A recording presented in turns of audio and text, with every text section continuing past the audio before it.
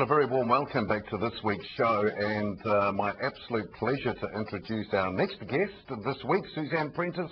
Welcome to Rotoview. Thank you. It's lovely to be here. Now, a bit of a catch-up for you because, you know, you are a household name. You've been around for a little while. Quite a little while, actually. Yeah, where did it all begin for you? Where did it begin? Where? It began when I was 12 years old, was the first time I appeared on television with a song called Funny Face. And that was over 36 years ago, you know. So it's been a long road. It's been a great road, though. It's been a fantastic career, and it's, you know, I've had a great life. So yeah, it's been a lot of fun. You've always been in New Zealand, haven't you? Yeah, I've always lived in New Zealand, apart from times when I've lived in Canada and lived in the States. Oh, and I lived in England for a little while as well. So I've come and gone, but I've always kept New Zealand very much as home. Always been a Kiwi girl. Absolutely. Absolutely. Because you're in Invercargill? Invercargill is where I live. Spend much time there? Not as much as I would like to, I can assure you. But yeah, no, I'm still living in Invercargill, and it's, you know, a lot of people say, why do you live way down there? But I mean, in this day and age, you can run a business from anywhere in the country. Yeah, quite right. Your ties with World Vision, how did that come about? Well, about 15 years ago, I would ask if I would come on board with a show that was going to be called Kids for Kids. And it was a show that was going to be, it's like I guess a payback for the 40-hour famine that children have been doing over years and years and years. And it was also to raise the awareness of World Vision's child sponsorship program. And when I looked at it, I thought, well, it looks like it's going to be a win situation for everybody involved, because it's a fantastic show. It really is. It's something totally different from what kids do at school. Like, we do anything from Elvis Presley to Frank Sinatra to let me think, the Beach Boys. We do all sorts of things. And kids enjoy doing the show. It's a very slick and a very professional show. And it also does encourage people to perhaps take on a child sponsor. Or sponsor a child in whether it's Africa or India or Honduras or wherever it may be.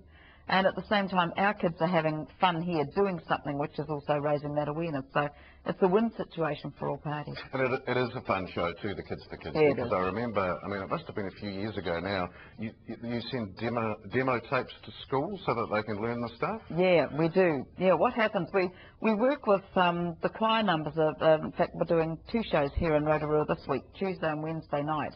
And the children get sent all the resources that they need to learn the songs before I even get to town, you know. And we have one rehearsal for the show, which is in the morning of the show. And away we go.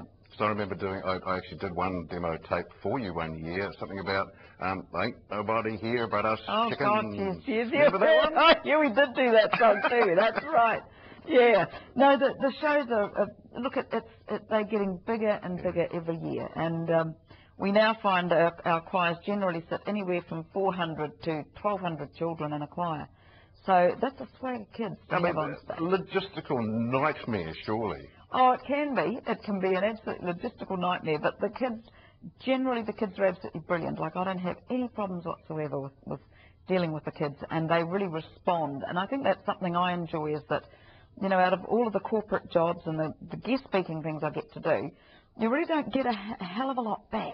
But working with kids, they're so responsive, and they do give back to you, you know, and that's a lot of fun. It's great watching the kids' faces when they're doing the show at night. So you've clocked up, I've had 500 down here, but it must be about 600. Yeah, we're getting up to nearly 600 shows, which is brilliant. We've worked with over 250,000 children nationwide, and there have been, I think it's... well, look, I wouldn't like to give you the number of children that have been sponsored, but it's about 2,000 or 3,000 children have been sponsored. Awesome. So it's an absolutely brilliant concept. But it's just like a big ship. It's just like a big ship. Once we start touring, it just whatever happens, it just goes. But it's such a lot of fun, because it's one of those fly by the seat of your pants shows.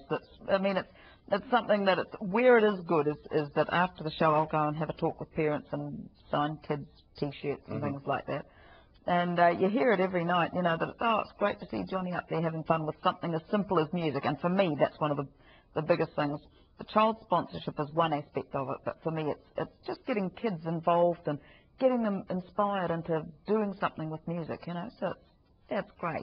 And I mean, it must be really good for them too, perhaps thinking that they couldn't sing or they couldn't be a part of a choir or something. Yeah, but here they are up in front on a stage with you. Yeah, and that is something like it's not a show where I don't want just the best singers in the school. I want the kids, if they've got any enjoyment out of music, they're the kids I want to see. I mean, you get little Tom, Dick or Harry that couldn't carry a tune on a shovel, that they've got all the enthusiasm in the world, and that's what makes it. Absolutely. And all of the funny little quirky things that kids do, because you never know. You think you've got these kids sorted and you know how the show's going to run, but that's not the way it's going to be ever.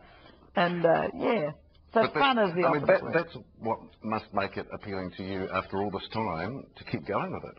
It is. Each show must be different. Yeah, every show is different. I mean, we're just in the process at the moment of writing a whole brand new show, which will start touring next year with Kids for Kids.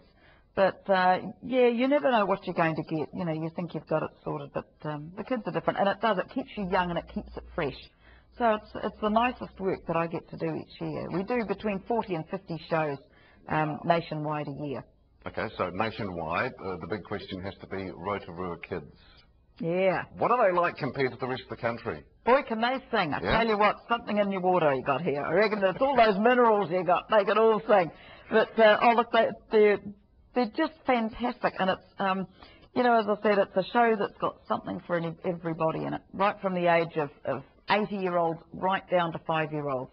And I think that's one of the I guess one of the nicer things of the show, that we're doing songs that people sang and were making hits out of before these kids were born. And yet the kids think they're new songs and they're really into the songs, And I'm finding now that we're getting mothers of the kids that I started with 15 years ago have now got their own children in the show. So it's really quite weird, Cool, I'm getting old. I've got to be getting old. I know you're busy, Suzanne, but thank you so much for coming in. My pleasure to be here. Thanks for having me. And we'll make a date next time you're through town. You're on. Have coffee next time. That'd be great. There's banana cake out there if you want some. I saw that. Cheers, thank you. Website you can check out for further details, worldvision.org.nz, worldvision.org.nz. Reminders before we go this week, the Rats Winter Duathlon Series. This is number 1. There's 3 in the series, but it kicks off this coming Sunday. Also, the 2009 Targa Rally Rotorua hits town from Friday the 12th, and I think we're talking about next week on the show. The next theme day at Te Marangi Museum coming up on Sunday the 14th. Some cool things to look out for in the next couple of weeks or so. Leave you with this thought this week: no man in the world has more courage than the man who can stop after eating one peanut. Take care. Catch you next week. One peanut. One peanut. God, could you do that? Could you? I couldn't.